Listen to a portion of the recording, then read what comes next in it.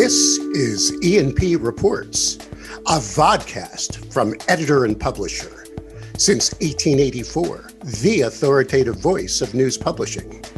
And this episode sponsored by IQ Audience Plus by Town News. Consumer revenue has never been more important. Digital leaders at media organizations worldwide understand the need to accelerate its growth now. Plus, traditional one-size-fits-all paywalls aren't the answer. They're blunt instruments that treat all visitors the same way. IQ Audience Plus is a smart, dynamic metering solution that empowers media companies to maximize revenue by identifying key audiences, seeding engagement, and growing membership and subscriptions. Supercharge your consumer revenue, grow engagement, and bolster your advertising income now with IQ Audience Plus. Visit townnews.com EP today to learn more. And hi, I'm Mike Blinder, publisher of E&P Magazine. If you're listening to this weekly vodcast series on the various podcast platforms we place it on, please follow us right now. If you're watching the video version on our YouTube channel, right below the screen is a subscribe button. To the direct right of that is a bell. If you click that puppy, I promise you'll get an update each and every time we upload a new episode of E&P Reports. Back in January of 2021, the Google News Initiative, along with the Association of Alternative Newsmedia, the National Association of Hispanic Publications, and the National Newspaper Publishers Association, started a GNI Ad Transformation Lab, which basically was a 6-month program to help Black and Latino news publishers maximize their digital assets. Now, over 25 media companies took advantage of this program, and I was personally honored to host a panel at the June 2021 Association of Alternative Newsmedia's annual conference at the Boston Park Plaza Hotel with a very distinguished panel.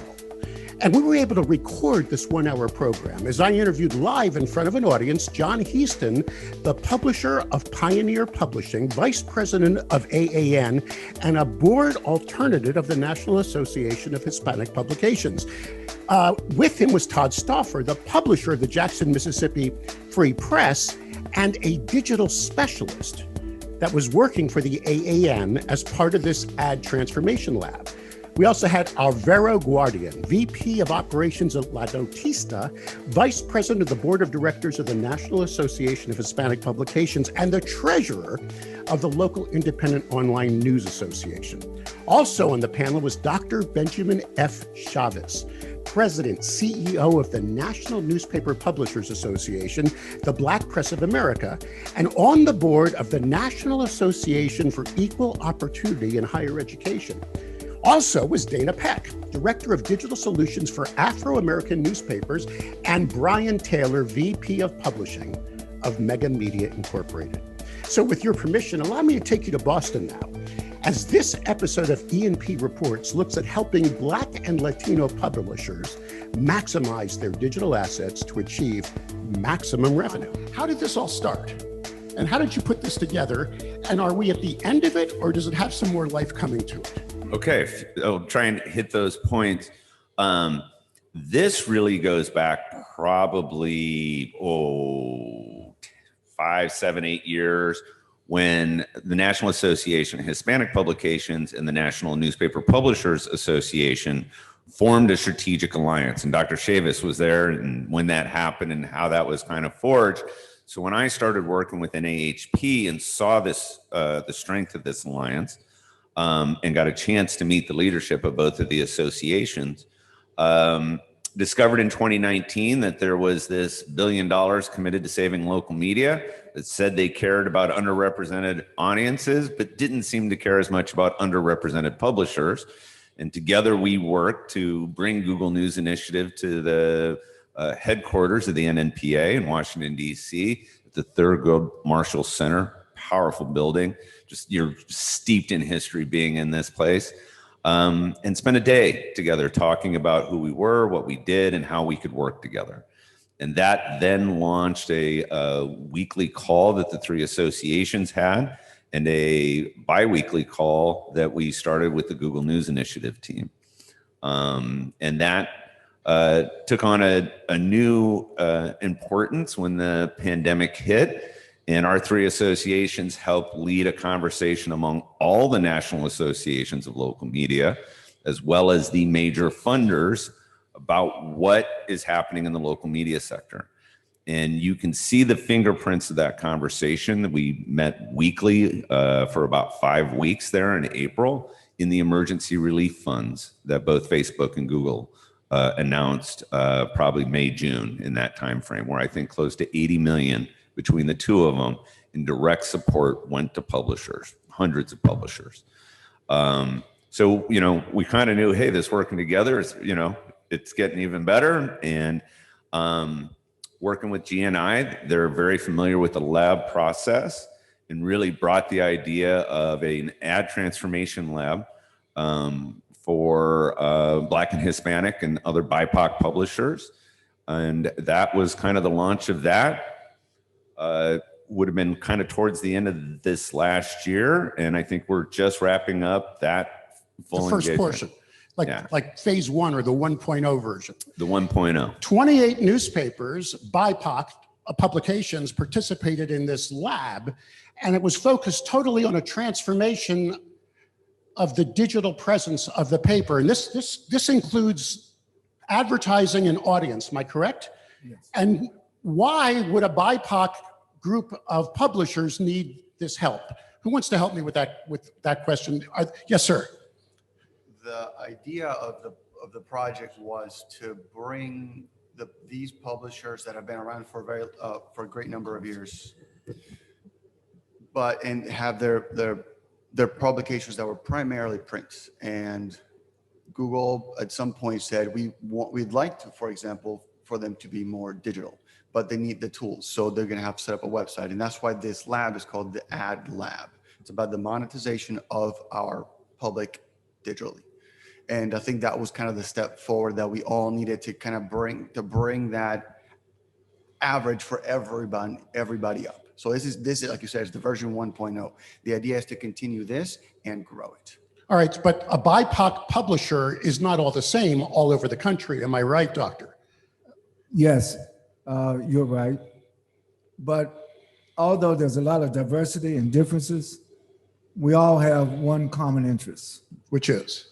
We need to generate more revenue. But would we all say? And if I could parenthetically say that I really want to salute, there are a lot of tech companies out there. There are a lot of tech platforms. Some of them have been criticized today for the lack of diversity, equity, and inclusion.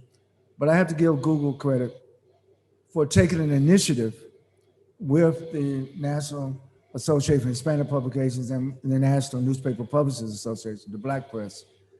And since I have the floor, I won't be long. You mentioned that editing publishers been around since 1834. 1884. 1884. Yes, sir.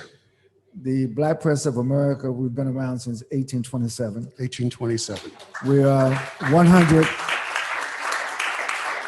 In 2021 marks 194 years of the Black Press of America. And if you go back and look at the front page of Freedom's Journal on March 16th, 1827, you would have thought that it was published in July of 2021. Because we're still talking about equality, we're still talking about freedom, we're still talking about challenging systemic racism and oppression, but also we're talking about the importance of publishing the news, publishing the truth. Now in 1827, there wasn't a debate about fake news versus real news. It was more of about getting the news to people with what technology that exists. Fast forward, what John mentioned, we all saw that one of the incapacities to generate revenue was the lack of having the infrastructure to transform our print publications into digital distribution channels. That required training, that required staffing, that required budget, required revenue. And most of our papers, keep in mind during COVID, has had a devastating impact on a lot of local media, particularly minority-owned media. So it's in the context of already a history of somewhat exclusion, but then you put the disproportionate impact of COVID on top of that, and then we say, well, we want to transfer to the digital. That was a big challenge, but I'm pleased to report to you that over 100 papers applied, we got 28 accepted, and most of them are going to get a certificate in a couple of weeks of completing the first digital transformation workshop. And even before they've completed the project, I want to tell you that they're already generating additional revenue as a result of the training from the Google News Initiative. Dana, I see you're nodding your head. You were one of the selected publications to be part of this incubation. Tell me what your life was before you joined into the project and where it is today. Well, I think like most other local newspapers, we have a skeletal staff. And so in addition to revenue, capacity is an issue. So wearing several hats as a board member, my responsibility was subscriptions, the website, and social media. We were, running thin, and like everyone else. So the technical assistance that we received and are receiving is just incredible. What were you lacking technically? Well, in this case, it was the ad revenue side, expanding on our opportunities to be able to pitch to national brands, because that's huge for us. And the technology that they presented and the dashboards they've created for us is opening up so many new doors for us. Todd, your job, I should mention this, part of this was to embed into each of the three organizations. What was your title? Digital lead, digital specialist. Digital specialist. Assuming you have the expertise where your publication was more advanced than most, you were bringing that expertise out in this lab. What was she lacking in your opinion? Or what tools or what stack did you put together, if I may be so bold, to help her generate more revenue? So let me start by saying that the digital specialists, there were three of us. Each association had one. Michael Grant for the NNPA, Fernando Diaz for the NAHP, and me for AN. And we called ourselves the Three Amigos. We were the graduate student lab managers for 10UP, which was the company that GNI contracted to do a lot of the heavy lifting. So for a number of publications, the transformation was remarkable. I mean, they went to Newspack from Wix or something. I mean, they made big leaps, most of them going to WordPress. What we ended up doing, I think you could kind of put into two different buckets. One was getting everybody to think in terms of CPM on their advertising. So you mean they did not even sell on a CPM basis? No, a lot of them sold sponsorship, or they sold, share of voice or something, which is okay, but they weren't thinking in terms of what's the effective CPM. Because without, if I may just be so bold, we as an industry think in terms of column inches, am I right? As a value to our paper. You may not sell with it. You just say your ad's a quarter page, but you're thinking in terms of the value that's coming off your press. When you use the CPM in your brain, you can take a look at your entire inventory, correct me if I'm wrong, and see if you're underselling. What average CPM would you say they were at, and how much more did they bring out? And there's a remarkable variety of different publishers. I happen to have the group that we call the optimizers, which were furthest along. Hold on, optimizers, give me the groups, what names? Converters, transformers, and optimizers. Converters, transformers. Okay, what's a converter first? A converter was on Wix, or they were doing some sort of static website, and they were moving to WordPress. Just so they could be optimized better, their content could flow better. Get started, and start to figure out what their traffic looked like, what their analytics looked like. What could they even think about in terms of generating revenue? And online. WordPress is pretty much a standard now, where you can always get a plugin to do anything, right? Yeah, I think 108% of websites are on WordPress now. It's remarkable. Yeah. Why? All right. So according to them. According to them. Yeah. All right. So that was a converter. A converter means they were in the dark ages. I'm not trying to label, and you brought them the light. Am I saying that correctly? I didn't, but yes, that good. All right. happened. So what's the next level up? The medium level. The transformers. And the transformers were moving just, they may have already been on WordPress, but they could have been using a lot of, entirely too many plugins. They may have been doing their ad serving outside of Google Ad Manager. Many of the transformers, in fact, many of the first two levels of the cohort either can't get AdSense accounts or needed to get up to AdSense just so they could do a bare minimum of programmatic. And then the optimizers, many of them, large markets, have a lot of traffic. And one of the things that they were realizing was that they could get much higher CPMs. Some of these publishers were selling for way too little. Of course. Yeah. And so once they started to look at those numbers and ask themselves, well, what's the real mix here? Then just a change in the way they sold, or going back to some folks and saying, you can't have every single page view. The programmatic revenue is automatic revenue or demand-driven revenue. You're basically just making sure they're out there in the programmatic sphere able to capture these dollars. How did this help them on a local level? If I may go to you, sir, you have a Hispanic publication, Cincinnati, Ohio. Would you say you were a transformer? Were you? I forgot the 3 levels. What level were you, sir? 1, 2, or 3? I was labeled a transformer. You were labeled a transformer. Okay.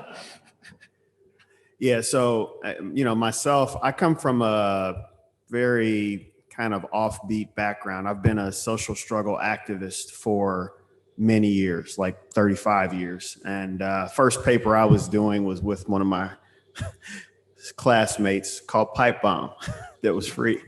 That was a long time ago, but I've been someone who's been a part of various different fights for social justice for many, many years.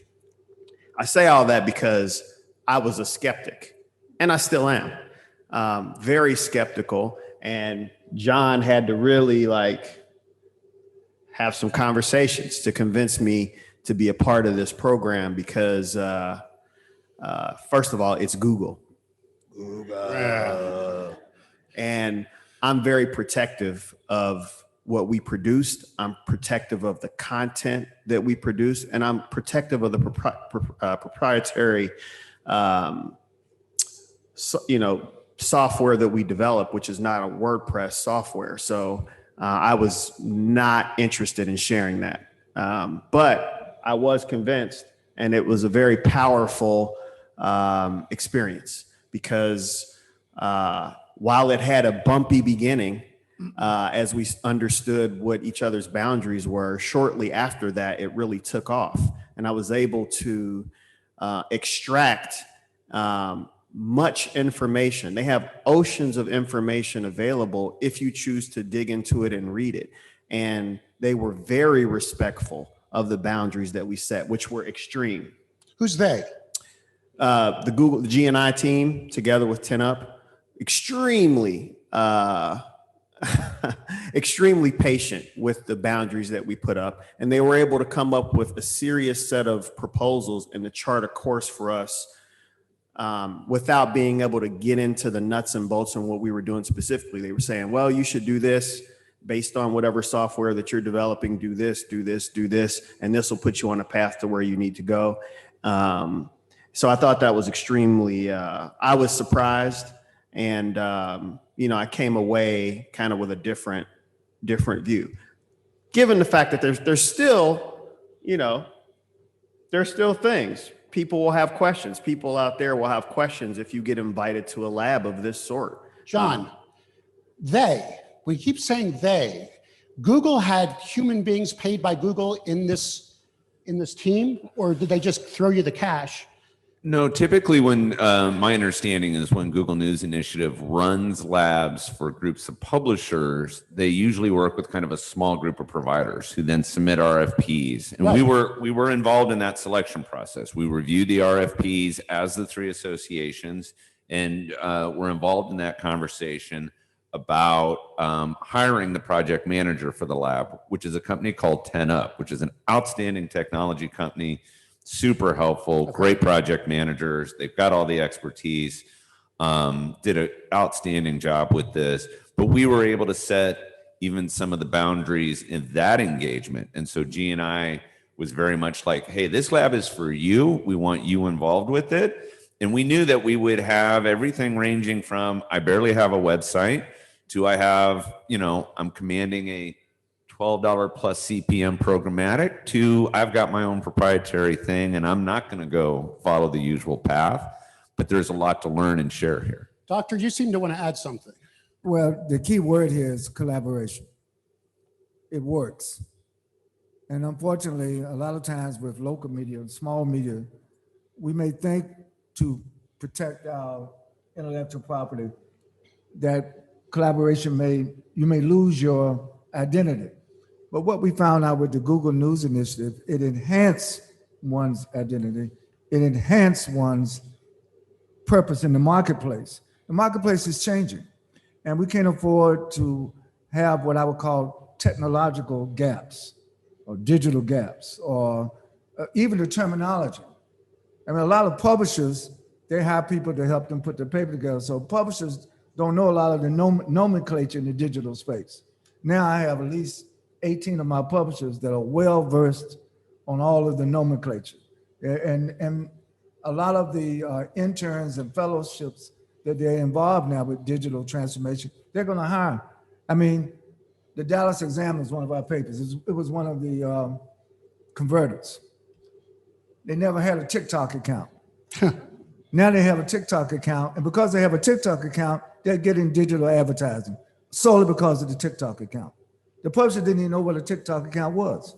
So what I'm saying is, some of this is intergenerational, some of it is philosophical, but it is all collaboration. And the fact that the 3 trade associations first decided to work together, that's collaboration.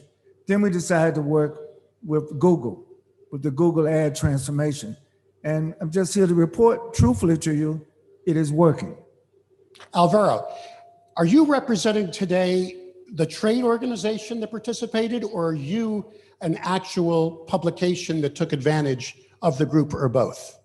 It's a bit of both. And that's kind of like, that was part of the benefit, I think, of joining, because it really was supposed to benefit as much of the membership as possible. And kind of like we're saying, the collaboration that, well, we need to learn from each other. We do have publishers that would look at us and say, well, you look how far ahead you are. And I'll say, well, I'm looking at them, look how far behind I am. So we were trying to just crowdsource this thing.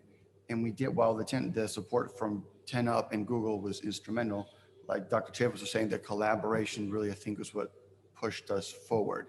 And I did want to say, being mindful of the room that we are in, something that John really has shown that we've seen both from an NNPA and an NAHP is that as an association of members, digitally, we're much further behind. And I know sometimes from the outset, people think, well, why are they so focused on advertising digital revenue? These things are going downhill. But for us, most of those revenues were zero. So we need to catch up just to get some of that. But you're in Charlotte.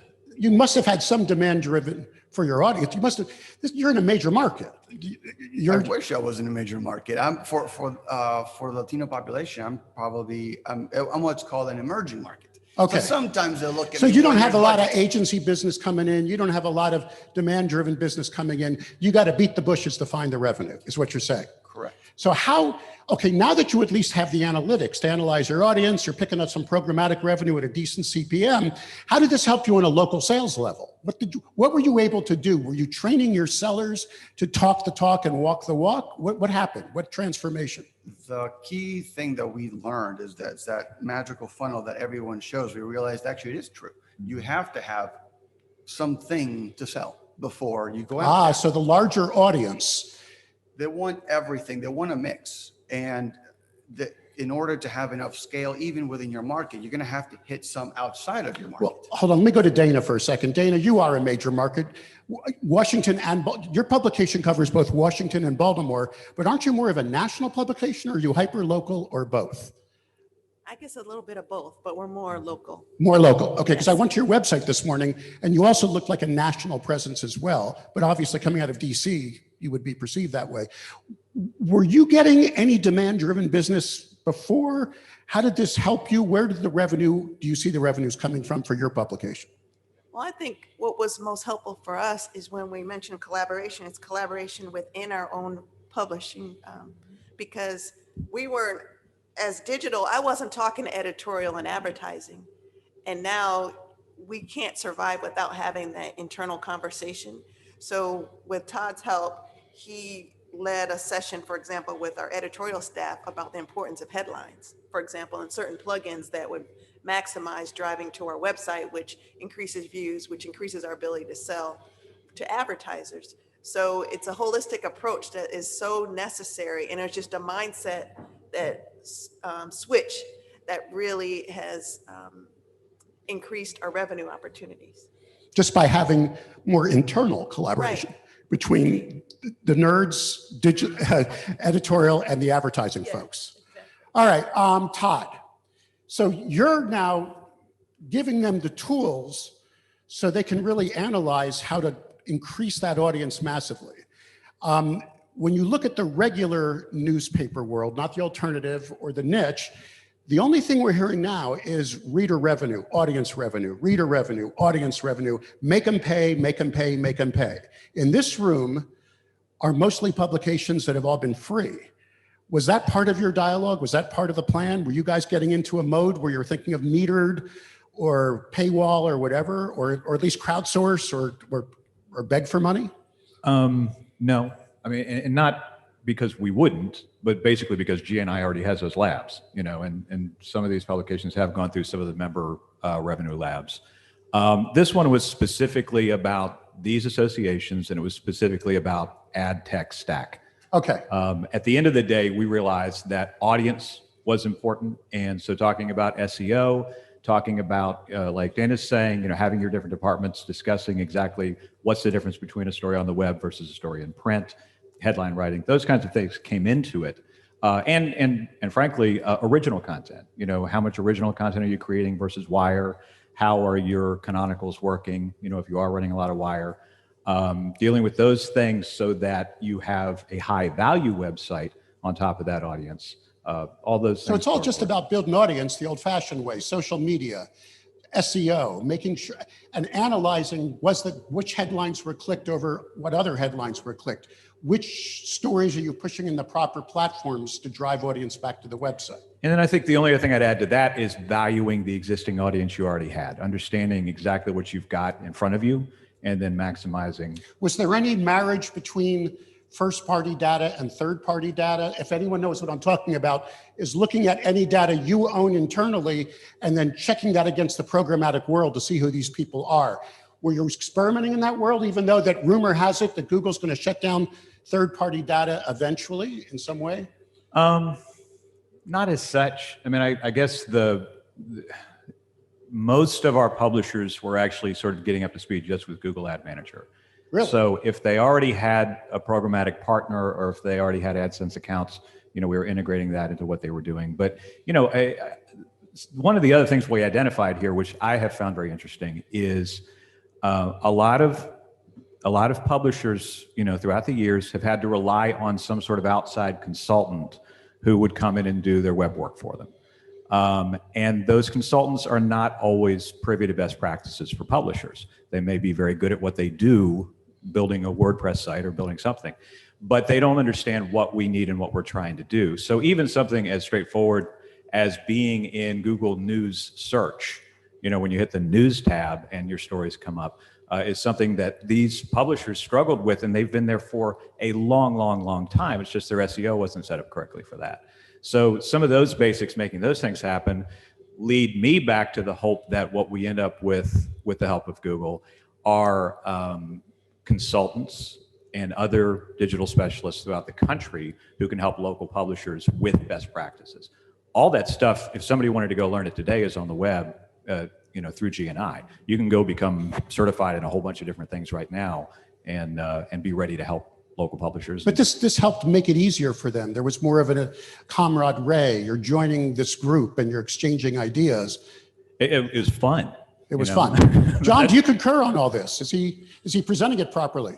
Yeah. I mean, I think we're actually collaborating right now on an innovation challenge grant that's looking more at registering our audience within the members of the association, and then hopefully across associations. It's knocking on that first party data question. But the thing that I think is also really important to kind of echo what Dr. Chavis brought up and other people have said, what's really unique, I think, about our group is there's a lot of family-owned operations. There's often second, third, in Dana's case, fifth generation publications. And this is a group that more than probably any other National Association of Local Media collaborates and learns from each other. The peer-to-peer learning that happens. I've been to maybe 6 NAHP conventions, probably 24 some AND conventions. I made my first NNPA convention in 2019. And it's those conversations that happen after the session when we just got a bunch of information, the ideas are starting to fire, when we're out in the hall or we're down in the lobby or we're out for dinner. And it's that publisher to publisher experience where you really learn, right? Because there's very few people as a local publisher in our industry that we get to talk to, but they're ones in other markets, and we're not competing as a rule. It's very rare that we have multiple players in a market. And even then we're finding kind of room together. And so there's this really strong history of, and that's why we pay our dues and, gather here annually across these different associations, because we get to have those conversations we don't, get to have otherwise. And I hear that again and again from people that work with our associations, is the just incredible level of collegiality. And, we all want to support each other and grow. That I think is a really powerful component of these associations and their members. Brian, you almost said Google like a dirty word for a second there. And Facebook, I mean, Google there's not too many people right now that like Google and Facebook, not the government, not the left, not the right. And they're throwing a lot of money to support local journalism. Why did you have problems? Because this is an interest. We all know why Google's throwing the money, do we not? Because they want to lobby in Washington that they're supporting local journalism so that blockchain technology will not be started where they have to pay you a half a cent or a quarter of a cent for every story they serve, because that's their mission, right? They're trying to save billions and billions and billions of dollars. Are you feeling stronger now about the relationship between Google and the news publishing industry? Or are you still wary of big tech? Or I don't want to put words in your mouth, but. It's neither of those. It's just recognizing the reality. I mean, they have a revenue. Google has a revenue, or they have a goal that I believe is one where they get something and publishers get something. So we have to just be honest about that and recognize it. But I would say the thing that I saw and learned, not just myself, but with all the publishers together, is that they were willing to teach you how to fish and or give you fish. There were people who needed some fish right now, and they helped those publishers in that situation get that. But then they showed you the how-to, and I thought that was important. And I'll give you 2 examples. The concept of digital first was something that many publishing houses were not considering, because you come from a print, your generations of print, that's what you've done your whole life. But with the rise of, it's not a rise, it's already here, but at least if you're new to it, you have to begin to organize your editorial department in a digital first framework, or at least that has to be a substantial portion. That requires a massive change, a sea change in how you're organizing things. I won't go more into that. But the second part is, okay, this was a revenue lab, but part of the conversation was, what do you invest in if this is if you're taking this choice seriously? How do you invest? What's important when you're doing your budget for, what you're going to spend for marketing and what you're going to spend for these different categories? Where is digital in that? And we found that it's not a real part of the budget. It's an afterthought. It was an afterthought. And I think as people began their transformation, they began to transform how they saw how they needed to see their investments as it pertains to this. Doctor, you're looking like you want to jump right in on that. Well, I agree with what was just said. First of all, I think this is a great panel, and I know it's been recorded, and a lot of people are going to hear this over and over again, and hopefully they will learn something. One of the things, I want to go back to selling. Most of the publishers in our trade association had to retrain their salespeople. Selling print is different from selling digital. And a lot of times publications were missing digital ad sales because we didn't have people on our sales teams that knew how to sell digital. That's number one. And then number two, there was a difference between direct digital and programmatic digital. They were making much more in direct digital because you can control the CPM.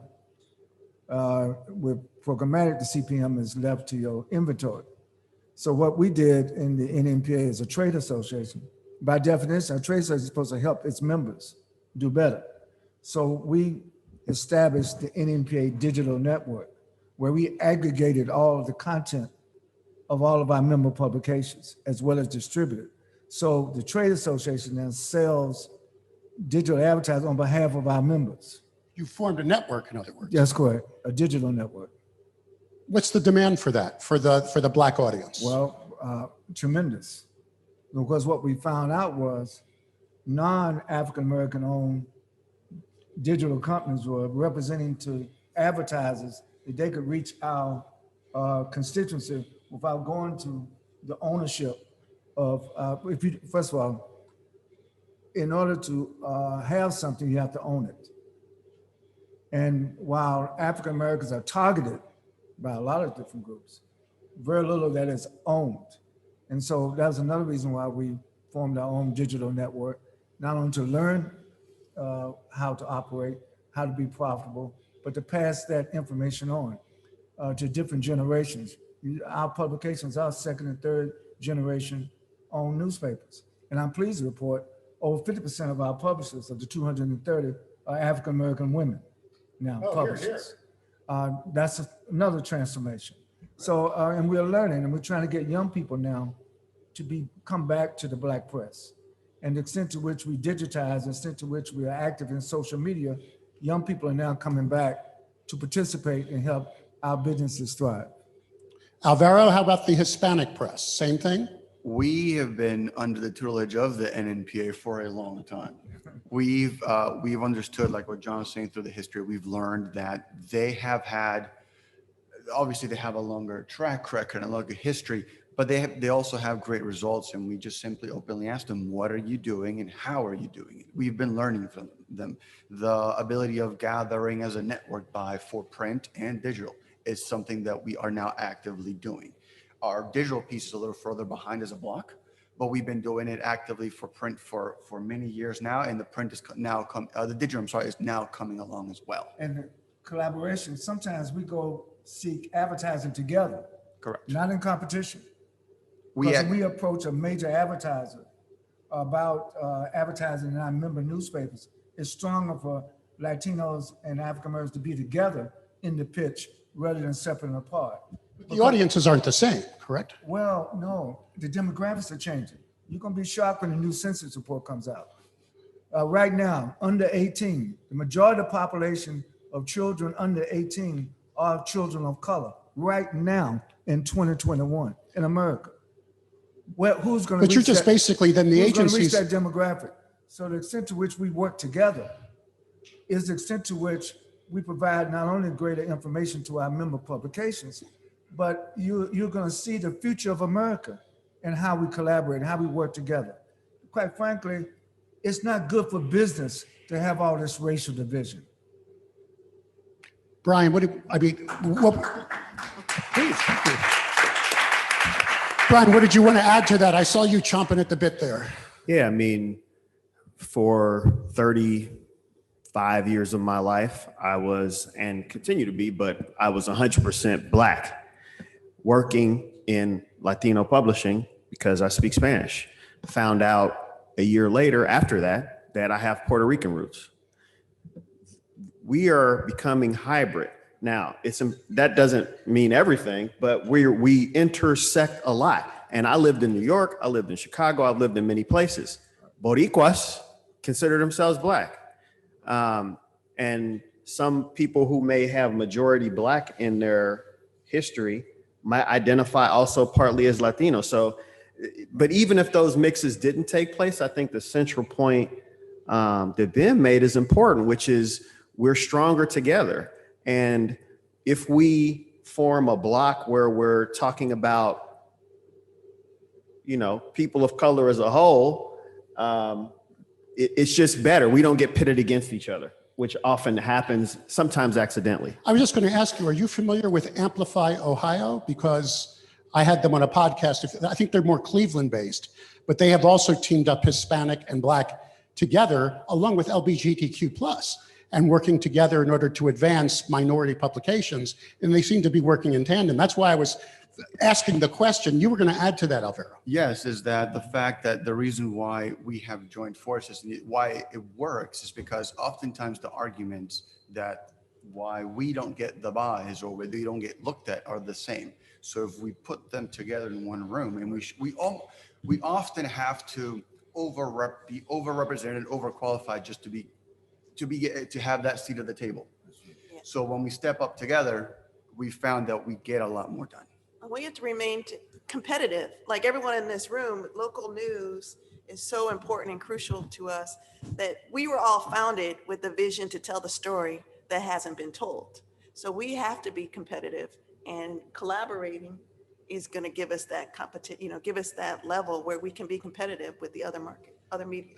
All right, I got to ask, because remember, one of the advantages of being ENP is we're independent. I don't have a board, and I don't get money from any big media companies in that way. Gannett, well, let's just call it what it is. Alden Capital in New York City now is in control of, you're laughing, but it's true, in control of half of the newspapers in the United States. Although rumor has it they're peeling off the weeklies now and they're selling them for pennies. I see some heads nodding because you know that. They're selling them off. Has that given you guys an advantage? Are you seeing their lack of local news coverage of in all kinds of stripes as they oh, you're nodding your head because you got a big one in Cincinnati. All right, so what's going on? Take off the mask, tell us what's going on. How are you taking advantage of their slashing and burning of their newsrooms? No, it's not. I think it's that we have, our micro local news has existed and continues to exist. And I think as they make the moves that they're making to make things more less localized because of layoffs and consolidations and things like that, that bears itself more. So it's not like we're diving into the decision they made. We're on this line. They're veering away from it, and it's going to hit them. Doctor, correct me if I'm wrong, and we have the data to back this up. Crisis accelerates change. COVID created a massive appetite for local news of all shapes and stripes. Do you agree? You must know that. I agree. And there's an appetite for that now that's massive. But I wouldn't say that we should pray for more crisis. I think that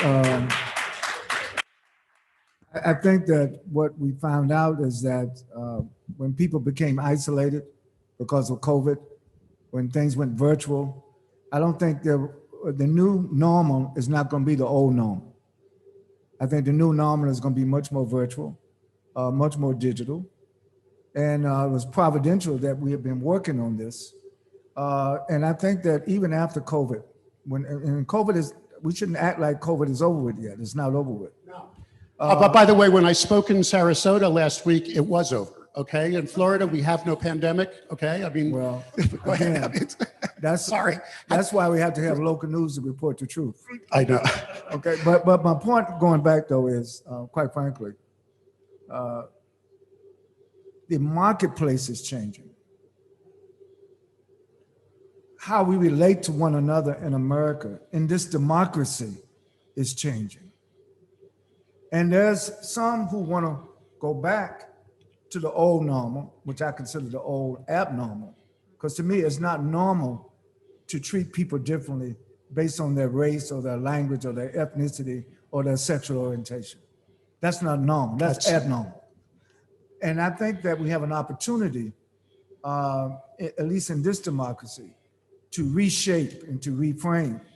And the importance of news, actually, even though some of the major dailies are reducing their staff and in some cities closing their shops, there's the demand for local news is on the increase. Total increase now. So that puts us in a real, I think, unique space to respond. But I think we should always learn from the past, not necessarily repeat the past. But one of the advantages of this room, correct me if I'm wrong, is we do much more in-depth coverage. A lot of stories are, I mean, if you agree that our mission is to be the final check, truth to power, correct? The founding fathers were very imperfect people who created a perfect document. They put us in the mix. And what I love about if I may say something, what I love about the alternative industries, you just don't do a bleed it leads story. You tend to take more time, you source it, and you release a story that's much more in depth. We have to take some questions from the audience. Is that okay, John? Because I think I got 7 minutes left, am I right? We got to go to noon. Questions, comments, come on to this wonderful panel. Yes, ma'am. I have a comment. My name is Martha Diaz Ashkenazi, and I own the publisher of the San Fernando Valley Sun that's been circulating in Los Angeles in a suburb since 1904. Great. And I have had the baton for the last 20 years, and it has been a very interesting ride. I think that local news is important to our democracy, and we need to keep doing it. It is mission driven because we report the issues that affect our communities directly. So we get conversations going around, people that have different viewpoints, Republicans, Democrats, liberals, because it's an issue in our community. And it's been shown that when people look at the local issues and not necessarily just on the partisan issues that the bigger newspapers present, it's very healthy. So for me, we're kind of like the rainforest, and we need to be here. And that's why we need to be strong. And we need to be in the languages, that our people read. We need to be bicultural and bilingual, not just bilingual. So thank you. I'm so glad that you have this presentation and that this program is available. And I am fighting to stay in business and to keep our message going. We have a few more minutes. Any other comments, questions, statements like to be made? Keep in mind, this will be part of our podcast series as well. Anyone, please? If I can add something real quick. Yes. Thank you for your service, number one. And number two, we need to reach people where they are, which is still the importance of print and what we're doing with print. Oh, sure. Hi. Yeah, I just have a question about demographic information, like in your media kits and things like that. Do you communicate audience demographics when it comes to race? Yes. You do? Okay. I had never really seen that Race, before. gender, every demographic, but we do it in a positive way, not in a negative way. And I think potential advertisers want to know the breakdown of your demographic. I think that's important to advertising. Anyone else? I'll just say we do too. Jackson Free Press, we communicate demographics that way.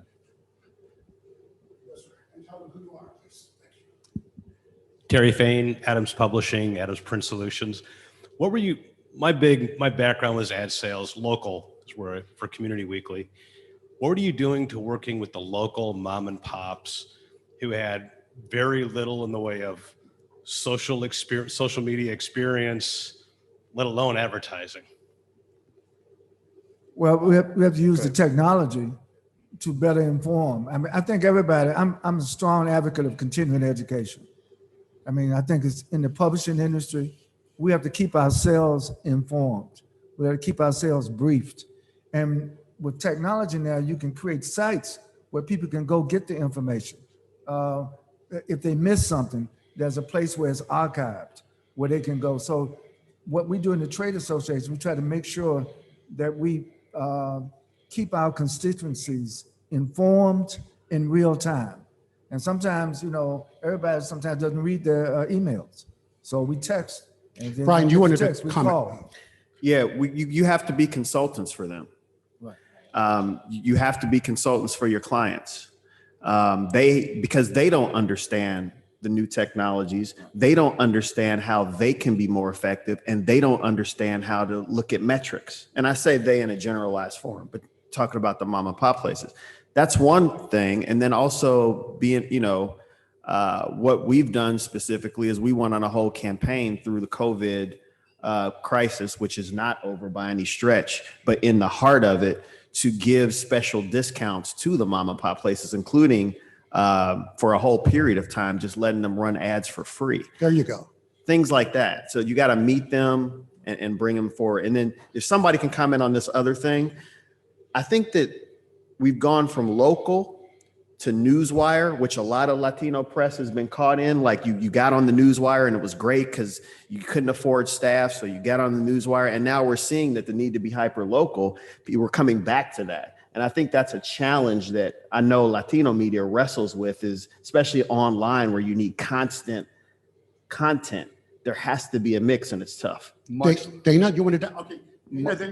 Go ahead. I was going to also add that we found a sponsor to underwrite business card size ads for all of our small businesses in the local market. Also did a business expo for free, allowed vendors. And then we also did podcasts with them on Facebook Live. Alvaro? What I was going to second what he was saying, that it's the difficulty not only that I'm sure you all face in finding qualified talent, but now add to that a second language and a second culture. But going back to the comment is, not only do we learn, and that's what the lab is doing, and the key word being a consultant, I like the way he put it, which is we have to consult with our clients, but then we also have to really motivate them, because sometimes they get stuck in their own ways too. So we are part of an ecosystem. So it's great that we're learning. It's great that we're moving on, but we still got to bring our clients. Do you offer digital services above and beyond your own content and your own products? I don't know how you would survive if you don't. So you are doing that. You're nodding your head as well. We offer a graphics program, so a small monthly amount with unlimited graphics. And how about you, Brian? You nodded your head. You have a digital services agency. So you're not just, go ahead. It's not a services agency, but we offer services. We're moving towards doing more. But that wasn't part of this project. This project was designed to help cultivate more audience, correct? That was the major mission. Ad tech stack, audience, and then monetizing what you've already got. Ladies and gentlemen, can we have some applause for our panel here today?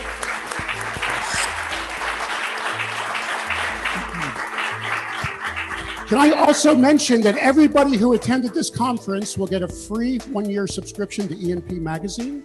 I don't know if you have names and addresses of the attendees. If not, you'll get an email from me personally with a link into our search system. You simply give us your address. We'll give you a complimentary issue every month. John, the mic is yours. Big hand then, please, for our moderator, Mike Linder. Also our guests, thank you. And I'm really excited to say this is just the beginning. You'll be hearing a lot more from this group. There are some really big things brewing as we continue to work together. An innovation challenge grant we're working on right now, what a Lab 2.0, number of other initiatives. So as you leave here and go back to your markets, please reach out and talk to your other fellow publishers. The more that we can see this collaboration at the local level, the stronger we'll all be. Thanks again for being here. It's now an open time for lunch, so you're on your own. Enjoy.